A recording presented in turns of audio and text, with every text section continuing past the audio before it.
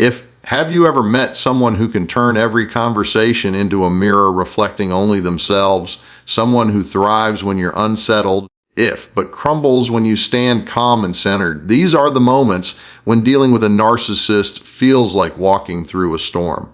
But here's the secret: storms don't last, and neither does their power over you if you learn how to be unrattled. Today, I want to share with you not how to change a narcissist, but how to change yourself so that their chaos no longer shakes your peace. When we talk about narcissists, the first thing that comes to mind is the way they pull us into emotional whirlwinds. They know which buttons to press, and they press them again and again until we explode. But let me tell you this: the true power in that moment does not belong to them. It belongs to you. If your reaction is your power, and if you can master your reaction, you have already begun to break free from their grip. Think about it. When you are standing in front of someone who is deliberately trying to provoke you, maybe they are insulting you in front of others, maybe they are dismissing your achievements, maybe they are twisting your words, their eyes are secretly waiting for your explosion. Because the moment you raise your voice, the moment you defend yourself in anger, the moment you lose your cool, they win. Why? Because you have stepped into their game, and that is exactly where they are strongest. Now imagine flipping the script. Imagine standing there calm, composed, unmoved. Imagine them throwing words at you like stones, but instead of reacting with rage or fear, if you let those words fall to the ground without picking them up, what happens then? They lose their fuel. They lose their spark. They lose their ability to control the moment. It reminds me of a simple everyday example. Picture a child who wants attention. When the child cries or throws a tantrum and the parent rushes to react every single time, the child learns, if I scream louder, I get what I want. But if the parent stays calm, doesn't feed the tantrum, and responds with quiet strength, the child realizes that screaming doesn't work anymore. Narcissists are the same. They want to see you rattled. They want to see you break. But when you show them that your emotions are not available as their playground, you silently take back the power. And here's the beauty of it. Mastering your reaction is not just about dealing with narcissists, it's about mastering your life. Every day, in countless situations, people and circumstances try to pull you out of your peace. A rude driver cuts you off in traffic. A colleague at work takes credit for your idea. A family member mocks your choices. In each of these moments, you have a choice to react with fire or to respond with strength. If you choose fire, you burn yourself first. If you choose strength, you remain in control. But let's be honest, staying calm in the face of provocation is not easy. It requires training, it requires practice, it requires self-awareness. Think about how athletes train their bodies. They don't just show up on the day of the game and hope for the best. They prepare for months, even years, building muscles, discipline, and resilience. The same goes for your emotions. If you want to be unrattled in the face of narcissistic manipulation, you must start training your emotional muscles every single day. Here's how you can practice the next time someone irritates you. Instead of reacting instantly, pause, take a breath, ask yourself, do I really want to give this person the power to control my mood? In that pause lies your freedom. That pause is your shield. If that pause is where you rise above their game, let me give you another everyday picture. Think of a lake on a calm morning. The surface is so still that it reflects everything around it, the sky, the trees, the mountains. But when you throw a stone into that lake, ripples form and the reflection becomes distorted. Your mind works in the same way. When you are calm, you reflect truth clearly. But when you let every stone, every insult, every jab, every manipulation create ripples, you lose your clarity. The narcissist wants to keep throwing stones. Your job is to let the ripple settle, because the lake doesn't stop being a lake when disturbed.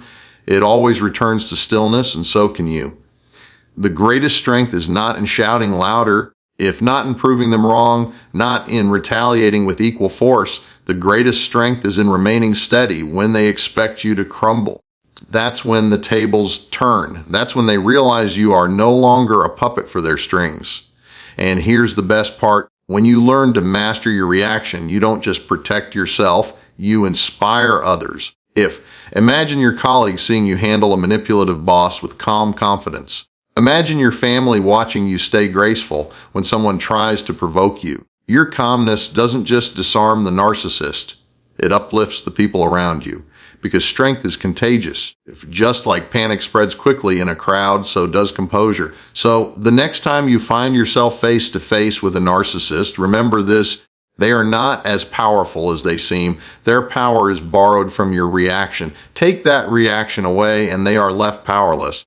If you are not at the mercy of their storm, you are the calm center that no storm can touch. Your reaction is your power. Guard it like treasure. Because once you learn to master it, no narcissist, no manipulator, no critic in this world can shake the peace that lives within you. When you hear the word detachment, many people imagine walking away completely, cutting ties, shutting doors, burning bridges. But that is not always possible, is it? Sometimes the narcissist is not a stranger you can block on social media.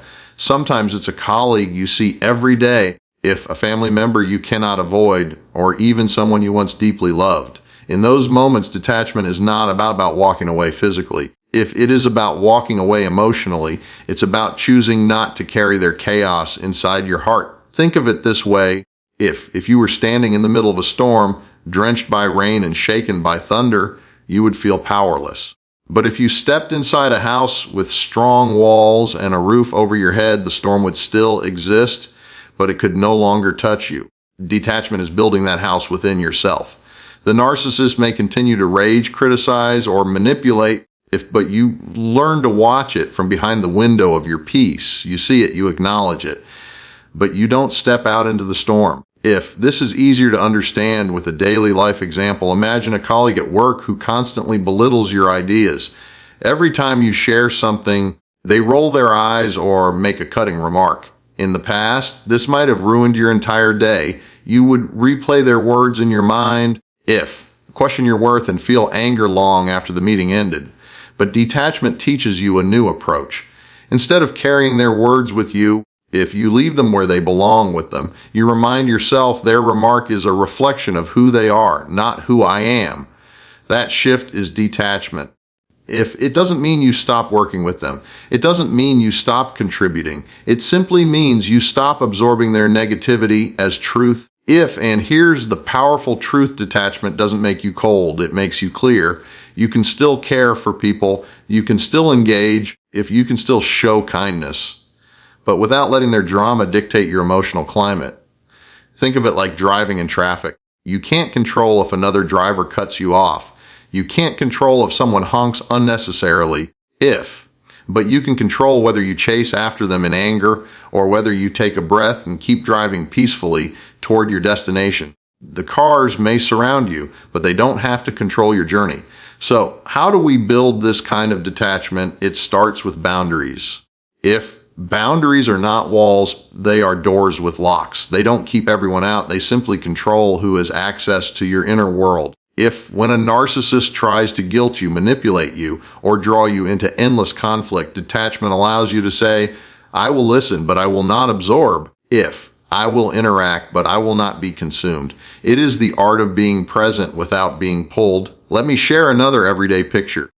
Imagine holding a cup of hot tea. If someone bumps into you, what spills out? Tea, because that's what the cup holds. In the same way, when life bumps into you, when narcissists push your buttons, what spills out depends on what you're filled with. If you are filled with anger, then anger will spill out. If you are filled with insecurity, insecurity will spill out. But if you are filled with peace, then peace is what will flow. Detachment is the practice of filling yourself with peace so that no matter who bumps into you, you remain steady. And yes, narcissists will test this again and again. They will accuse you of being distant. They will push harder when they see you pulling back emotionally. But here's the magic: when you stop reacting, when you stop feeding the fire eventually dies down. Detachment is not about punishing them, it is about protecting you. Some of you may wonder, but isn't detachment the same as indifference? No, it's not. Indifference is not caring. Detachment is caring without losing yourself. It's like holding a bird in your hand. If you grip too tightly, you harm it. If you open your palm completely, it flies away. Detachment is holding with balance, allowing the bird to rest, but knowing it is free. You can engage with a narcissist, but you don't let them cage your emotions. The greatest strength of detachment is that it frees your energy for what truly matters. Instead of wasting hours replaying their words, if you spend that time investing in your growth, instead of drowning in their drama, you pour your energy into your goals. Instead of carrying their weight, if you walk lighter, and people will notice, they will see a new strength in you. They will wonder how you remain so calm when provoked, so centered when criticized. And here's the truth: when you practice detachment, you don't just survive narcissists, you rise above them. If you stop being their puppet, you stop being their mirror, you start being your own person, rooted in your own peace.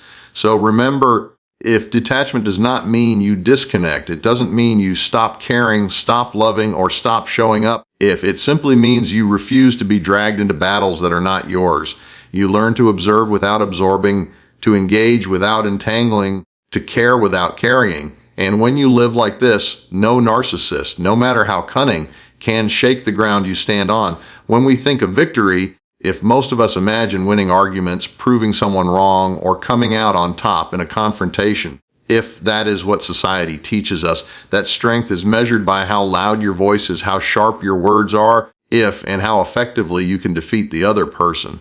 But when it comes to dealing with a narcissist, if that definition of victory only traps you deeper in their game because their battlefield is noise, conflict, and chaos, if you fight them there, if you may feel like you are standing tall for a moment, but in reality, you've already lost because they've pulled you exactly where they wanted you.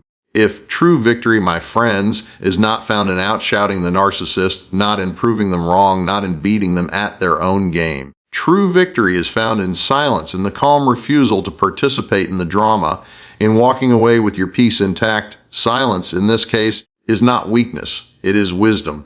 Think about fire for a moment. Fire grows when it is fed. It feeds on oxygen. If you blow at it in anger, it flares up higher. But if you cut off the oxygen, what happens? The fire dies. Narcissists are like that fire. They burn brighter when you argue, when you plead, when you try to explain, when you react emotionally. But the moment you step back and give them nothing, no fuel, no reaction, no energy, the flames begin to shrink. Your silence is not defeat. Your silence is the extinguisher. Let's make this more real with a daily life scenario. Imagine you're in a family gathering and that one narcissistic relative makes a sly comment meant to humiliate you. Everyone's eyes turn toward you, waiting for your reaction. In the past, maybe you would defend yourself, maybe you would snap back, maybe you would feel your blood boiling and give them exactly what they wanted to see. But now imagine a different version of you, calm, composed, maybe even smiling gently and simply not engaging. You don't argue. You don't give them the stage they crave. You move on with grace. Shifting the attention back to peace, that silence speaks louder than any defense ever could, because in that moment, everyone can see who truly has control, not the one making noise, but the one radiating calm. Silence, when used with intention, is a declaration of self-respect. It says, I don't need to prove myself to you. I don't need to lower myself to this game. I know who I am, and that's enough. And isn't that the kind of strength we all want to carry? The kind of strength where you are so secure within yourself that no insult, no manipulation, no provocation can shake you. That strength is born in silence. Now, some people confuse silence with surrender. They think, if I don't respond, doesn't that mean they've won? Absolutely not. Silence doesn't mean you are weak. It means you are wise enough to know which battles are worth fighting and which ones are traps. It means you value your peace more than their chaos. And that, my friends, is the greatest victory you can ever claim. Here's another picture from daily life. Imagine walking through a marketplace where street performers are trying to pull people into their act. One is juggling, another is shouting. Another is playing tricks. They shout louder and louder until someone stops to argue or play along. The moment someone engages, the performer wins. They got your attention. The narcissist is like that performer. They thrive on pulling you in. But if you simply walk past, unmoved, without giving them the attention they crave, their act loses its audience. Your silence is your refusal to buy a ticket to their show. The beauty of redefining victory in silence is that it doesn't just disarm the narcissist, it transforms you. Each time you choose silence over conflict, If you strengthen your discipline, each time you walk away unrattled, you prove to yourself that your peace is stronger than their chaos, and slowly you begin to carry that power into every area of your life. A rude driver on the road doesn't shake you. A sarcastic colleague doesn't drain you. A critic on social media doesn't define you, because you've learned the art of silent victory. And here's the part I love the most. If silence creates space for growth, when you stop pouring your energy into battles that don't matter, if you suddenly have energy to invest in the things that do matter, your dreams, your passions, your relationships with people who truly value you. Silence is not empty. Silence is full of potential. It's the soil where peace, clarity, and strength grow. So the next time a narcissist tries to provoke you, remember they want you to react because your reaction is their prize. But your silence is your crown. If it's the invisible armor that keeps you untouchable, it's the quiet victory that leaves them confused, powerless, and without fuel. If redefining victory in silence doesn't mean you stop standing up for yourself, it means you learn when standing up doesn't require a word. If it means you let your peace speak louder than their noise, it means you walk away, not because you couldn't fight, but because you are wise enough to know you didn't need to. And when you live this way, something amazing happens. You stop being rattled by narcissists. If their chaos no longer feels like a storm you must survive, it feels like distant thunder that you can hear but that can't touch you, because your silence is already won.